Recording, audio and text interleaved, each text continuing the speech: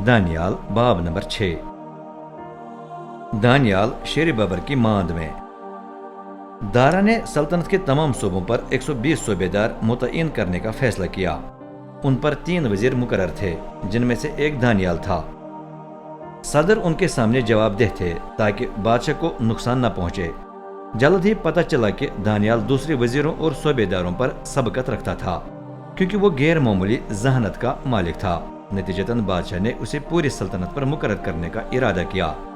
जब दीगर वजीरों और सूबेदारों को ये बात मालूम हुई तो वो दानियाल पर इल्जाम लगाने का बहाना ढूंढने लगे, लेकिन वो अपनी जिम्मेदारियों को निभाने में इतना काबिल एतमाद था कि वो नाकाम रहे, क्योंकि न वो रिश्वतखोर था न किसी काम में सुस्त।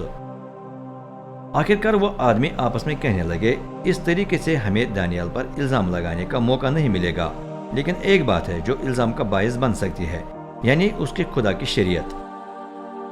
तब वो गुरहु की सूरत में बादशाह के सामने हाजिर हुए और कहने लगे, दारा बादशाह अब तक जीते रहें। सल्तनत के तमाम वजीर, ओहदेदार, सूबेदार, मुशीर और मुंतजिम आपस में मशवरा करके मुत्फिक हुए हैं कि अगले 30 दिन के दौरान सबको सिर्फ बादशाह से दुआ करनी चाहिए। बादशाह एक फरमान सादिर करें कि जो भी किसी और माबूद या इंसान से इल्तिजा करे उसे शेरों की माद में फेंका जाएगा। ध्यान देना चाहिए कि सभी इस पर अमल करें। ए बादशाह, गुजारिश है कि आप ये फरमान जरूर सादिर करें, बल्कि लिखकर उसकी तस्दीक भी करें ताकि उसे तब्दील न किया जा सके। तब वो मादियों और फारसियों के कवानीन का हिस्सा बनकर मनसूख नहीं किया जा सकेगा। दारा बादशाह मान गया। उसने फरमान लिखवाकर उसकी तस्दीक की। जब दानियाल को मालूम हुआ कि फरमान सादिर हुआ है तो वो सीधा अपने घर में चला गया। छत पर एक कमरा था जिसकी खुली खिड़कियों का रुख यरूशलेम की तरफ था। इस कमरे में दानियाल रोजाना 3 बार अपने घुटने टेक कर दुआ और अपने खुदा की सताइश करता था। अब भी उसने ये सिलसिला जारी रखा। जो ही दानियाल अपने खुदा से दुआ और इल्तिजा कर रहा था तो उसके दुश्मनों ने गुरहु की सूरत में घर में घुसकर उसे ये करते हुए पाया। तब वो बादशाह के पास गए और उसे शाही फरमान की याद दिलाई। क्या आपने फरमान सादिर नहीं किया था कि अगले 30 दिन के दौरान सबको सिर्फ बादशाह से दुआ करनी है, और जो किसी और माबूद या इंसान से इल्तिजा करे उसे शेरों की मार में फेंका जाएगा? बादशाह ने जवाब दिया, जी, ये फरमा कायम है, बल्कि मादियों और फारसियों के कवानीन का हिस्सा है जो मनसूख नहीं किया जा सकता। उन्होंने कहा, ए बादशाह, दानियाल जो यहूदा के जलावतनों में से है न आपकी परवाह करता न उस फरमान की जिसकी आपने लिखकर तस्दीक की। अभी तक वो रोजाना 3 बार अपने खुदा से दुआ करता है।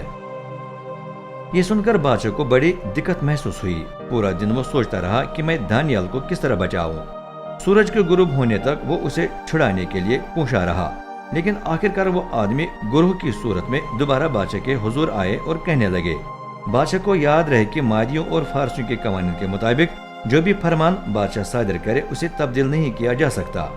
चनाचे बादशाह ने हुक्म दिया कि दानियाल को पकड़कर शेरों की माद में फेंका जाए। ऐसा ही हुआ। बादशाह बोला, ए दानियाल, जिस खुदा की इबादत तुम बिला नागा करते आए हो वो तुम्हें बचाए। फिर मांद के मुंह पर पत्थर रखा गया और बादशाह ने अपनी मुहर और अपने बड़ों की मुहरें उस पर लगाएं ताकि कोई भी उसे खोलकर दानियाल की मदद न करे। इसके बाद बादशाह शाही महल में वापस चला गया और पूरी रात रोजा रखे हुए गुजारी। न कुछ उसका दिल बहलाने के लिए उसके पास लाया गया, न उसे नींद आई। जब पाँव फटने लगी तो वो उठकर शेरों की मांद के पास गया। उसके करीब पहुंचकर बादशाह ने गमगीन आवाज से पुकारा, ए जिंदा खुदा के बंदे दानियाल, क्या तुम्हारे खुदा जिसकी तुम बिला नागा इबादत करते रहे हो तुम्हें शेरों से बचा सका? दानियाल ने जवाब दिया, बादशाह अब तक जीते रहें। मेरे खुदा ने अपने फरिश्ते को भेज दिया जिसने शेरों के मुंह को बंद किए रखा। उन्होंने मुझे कोई भी नुकसान न पहुंचाया, क्योंकि खुदा के सामने मैं बेकसूर हूँ। बादशाह सलामत के खिलाफ भी मुझसे जुर्म नहीं हुआ। ये सुनकर बादशाह आपे में न समाया। उसने दानियाल को मान से निकालने का हुक्म दिया।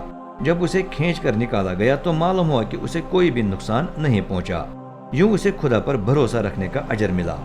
लेकिन जिन आदमियों ने दानियाल पर इल्जाम लगाया था उनका बुरा अंजाम हुआ। बादशाह के हुक्म पर उन्हें उनके बाल बच्चों समेत शेरों की मान में फेंका गया। मान के फर्श पर गिरने से पहले ही शेर उन पर झपट पड़े और उन्हें फाड़कर उनकी हड्डियों को चबा लिया। फिर दारा बादशाह ने सल्तनत की तमाम कौमों, उम्मतों और अहले जुबान को जेल का पैगाम भेजा। سب کی سلامتی ہو، میرا فرمان سنو۔ لازم ہے کہ میری سلطنت کی ہر جگہ لوگ دانیال کے خدا کے سامنے تھر تھر آئیں اور اس کا خوف مانیں، کیونکہ وہ زندہ خدا اور اب تک قائم ہے۔ نہ کبھی اس کی بادشاہی تباہ، نہ اس کی حکومت ختم ہوگی۔ وہی بچاتا اور نجات دیتا ہے، وہی آسمان و زمین پر الہی نشان اور معجزے دکھاتا ہے۔